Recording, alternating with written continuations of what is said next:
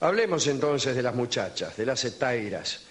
Hemos hablado de ellas muchas veces, incluso cuando nos referíamos a los simposios, a aquellas reuniones de hombres que estaban destinadas a la conversación y al vino, a las cuales las mujeres tenían prohibida la entrada, salvo las hetairas, Claro. que por otra parte brillaban con su inteligencia y conversación. Aquellas cortesanas refinadas se diferenciaban de las pornai, que eran lo que podríamos llamar meretrices comunes. Las pornai trabajaban en casas que estaban de algún modo autorizadas, fiscalizadas por el gobierno, fíjese usted. Puede decirse que eran empleadas del Estado las muchachas. Y quien pagaba por encontrarse con ellas, pagaba también una tasa que pasaba al tesoro de la ciudad-estado. Es decir, había como una retención Claro. al precio de las hetairas, en contra de las cuales los cafillos cortaban las rutas de Grecia. Muy bueno. 125 dracmas salía. Bueno, estas chicas con frecuencia estaban vestidas apenas con un velo, y estamos hablando de las pornai, ¿no? Se exhibían ante los clientes que evaluaban la posibilidad de tener algún trato con ellas. Desfilaban ante los observadores, dado que proporcionaban buenos ingresos al Estado, estaban protegidas contra la vejez. No, en realidad. Había como una especie de seguro o subsidio. O subsidio. Para cuando los encantos vinieran a perderse. Una jubilación. Sí, vamos. La mayoría de las casas donde trabajaban las pornai estaban en el Pireo, el barrio del Puerto, ¿no? Por encima de las pornai, es un decir, Sí, claro. Estaban los clientes.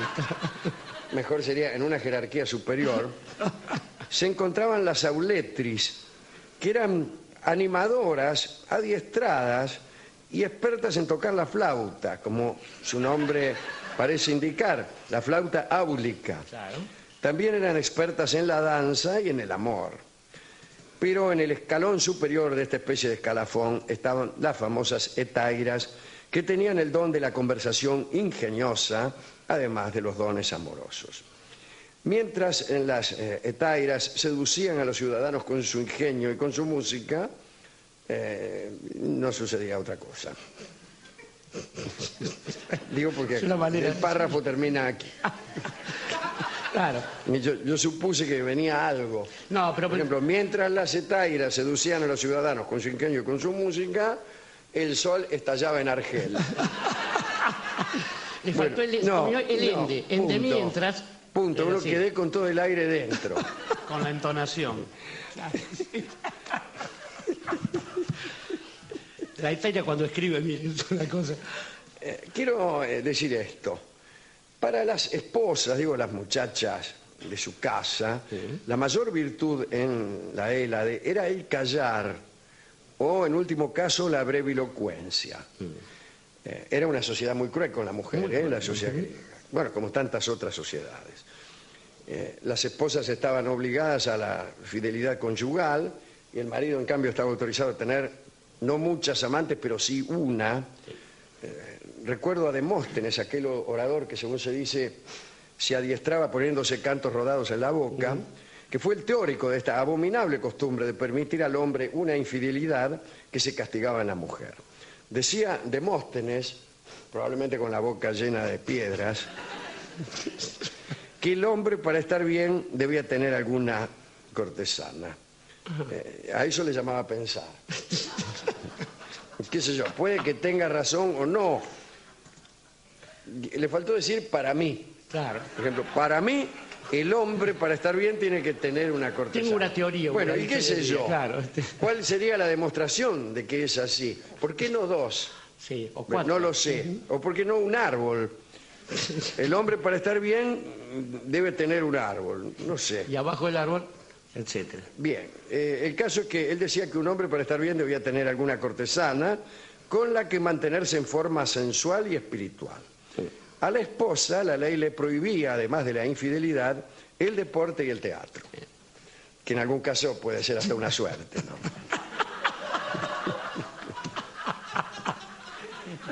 Según Graves, la condición de la mujer era aún peor en Grecia, en la Grecia del siglo de oro, que antes, en los remotos tiempos homéricos. Tiempos en los que por una mujer, Helena, pongo por caso, se desencadenaban guerras. Y Homero les daba un lugar preponderante en sus historias. Al respecto, dejo caer por allí una teoría que se manejaba hace algunos años, con la que solía coquetear el propio Graves. Conforme a esta teoría, la Odisea, ya que no la Ilíada, había sido escrita por una dama, ¿no? Bueno, y no por un señor. Desde luego, respecto a la existencia de Homero, sí, hay muchísimas dudas, no se sabe si ha sido un señor o 10 o 15 escritores. Cada vez que alguien escribe para siempre, ya sea el caso de Shakespeare... Sí, empieza a dudar de que sea. De su identidad, pero bueno. Bueno, el caso es que las hetairas, volvamos a ellas, posibles amantes de los maridos que estaban autorizados, eran las mujeres que sobresalían por la gracia de su espíritu y a las únicas, como hemos dicho, a las que se les permitía el chamullo en el simposio, aquellas reuniones de hombres donde se conversaba y se escabiaba. Vestían túnicas de acuerdo a las prescripciones legales, prescripciones que ignoro por otra parte. Aunque eran mujeres libres, se las excluía de todos los templos, menos de uno, que era el de Afrodita, la diosa del amor. Dice nuestro amigo Burckhardt que no era el trato sensual el que determinaba la admiración de los atenienses por las hetairas. Había un agregado de refinamiento que enamoraba a los griegos. Las más famosas hetairas fueron Aspasia, que fue la favorita de Pericles, y Friné, de quien hemos hablado, aquella que para demostrar su inocencia en un juicio se desnudó. Ah, eso es inocencia. Y el juez, a la vista de esa belleza dijo, señores, con... etcétera. Dijo, para mí, justicia, es inocente. Claro. Si no tiene razón, etcétera, etcétera, ¿en qué país viví? Bueno, hay otras hetairas. Por ejemplo, parece que Platón iba muchas veces a reposar en la residencia de una que se llamaba Arkenasa. Sí. Epicuro reconocía deber buena parte de sus teorías sobre el placer a una llamada Dánae y a otra que se llamaba Leoncia, que al parecer le habían proporcionado las más elocuentes explicaciones sobre el mundo. Sófocles mantuvo prolongadas relaciones con Teórida y una vez cumplidos los 80 años inició otra con uno tal Arquipas. Pero citemos algunas sobre las que se sabe todavía más. Ahí estaba Clepsidra, que como su nombre lo indica, colocaba un reloj junto a la cama y despachaba a los amantes cuando caía toda la arena, mejor dicho, todo el agua, probablemente. En este caso. Bueno, no admitía, prolongaciones. Me hubiera avisado antes. Una tal Sirene era muy solicitada porque parece que conocía 26 formas distintas de efectuar el acto amoroso y que dirigía los movimientos de sus acompañantes.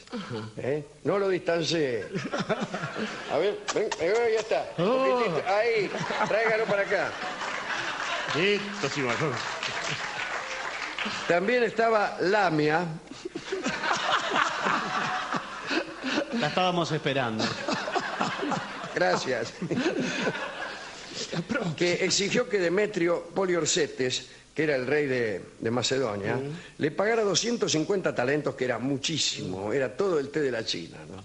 A cambio de sus favores. Demetrio accedió y pagó dicha cantidad poniendo una tasa sobre el jabón. Un impuesto sobre el jabón sería mejor. Sí, ¿no? Más lindo.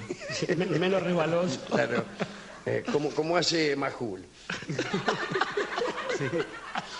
Y el precio del jabón subió tanto en Macedonia que se acusó a Demetrio y a su enamorada de hacer de los macedonios las personas más sucias de Grecia. Ahí está. Otra famosa fue Laida, también conocida, que hacían algunos comentarios acerca de su aspecto. Había un viejo escultor que se llamaba Mirón, lo cual favorecía muchísimo su profesión, que la tomó como modelo, se enamoró de ella y le ofreció todo lo que poseía con tal de que se quedase con él. Y Laida lo rechazó. Al día siguiente, hemos contado esto aquí, Mirón se cortó la barba, pues hemos dicho que era un viejo, se tiñó el pelo, se puso una túnica juvenil color púrpura, qué sé yo, se pasó una capa de carmín sobre el rostro, buscó a Laida y pidió lo mismo que el día anterior.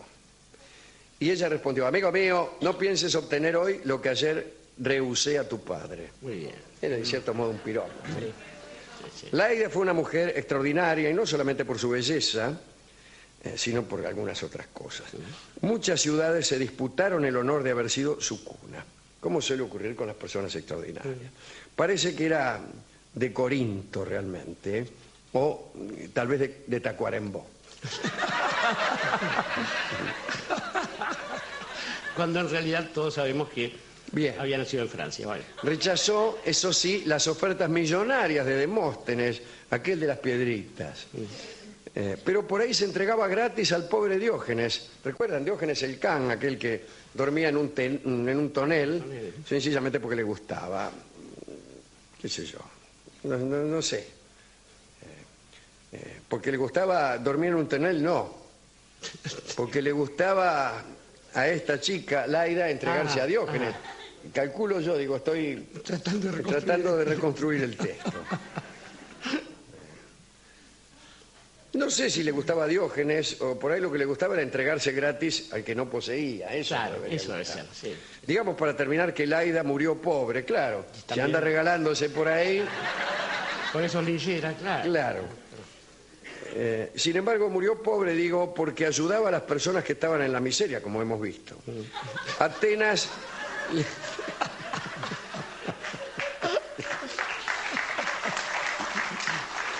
Atenas le ofreció unos magníficos funerales, como jamás los tuvo ningún hombre de Estado ni el general más afortunado. Esa fue Laida, la más simpática de todas las hetairas, la que yo prefiero. Esa y Friné. Una persona que se desnuda en un juicio siempre merece el mayor de nuestros respetos. Bueno, ¿a quién quiere dedicar esto, querido Dorio? En principio, Alejandro, yo diría que no expande ese consejo de desnudarse en los juicios, porque hay espectáculos que serían, además de ser horribles vestidos, imagínense los desnudos. Calcule, ¿no? sí, de todos modos, me parece que es un rubro una profesión, un gremio al que mucho agradecimiento le debemos, no solamente en términos de las prácticas sociales, sino de la literatura y de las artes en general. Así que además de Aspasia, de Friné, de Dane y todas estas, habría que pensar en aquellas anónimas, las que han nutrido seguramente la marcha de tantos ejércitos, haciendo que la guerra fuera un poco menos cruenta, pero mucho más aún, aquellas mujeres que digamos, estando en la sociedad, ocupando un lugar de cierta virtud, esas esposas se veían obligadas a ir una vez, cuando menos en la vida, a ejercer la prostitución y entregarse a algún paseante. En Babilonia. En Babilonia, justamente, como para que entendieran esas mujeres también que decente se puede ser de muchas maneras diferentes y no necesariamente pasa esto por el asunto de los cuerpos. Y finalmente, por otro motivo, quizás el más importante, y es que hablo solamente de aquellas hetairas modernas que no necesariamente después de una vida dedicada al amor ocasional o pasajero, no escriben sus memorias denunciando las cosas que hicieron en el lecho, ahí en el tálamo, sino a las otras que después de haber dado tantos momentos de felicidad y haber sido tan alabadas y tan homenajeadas, llegan un momento en la vida que es igual al final de todas sus noches y en que, aun cuando el tipo que acaba de amarlas se vaya y las mira así con un riesgo casi de conmiseración, ellas sepan que mejor es estar así, aunque el tipo las mire y les diga, la solita. La solita se llama esta milonga que va a cantar para nosotros Amalia de la Vega. Adelante.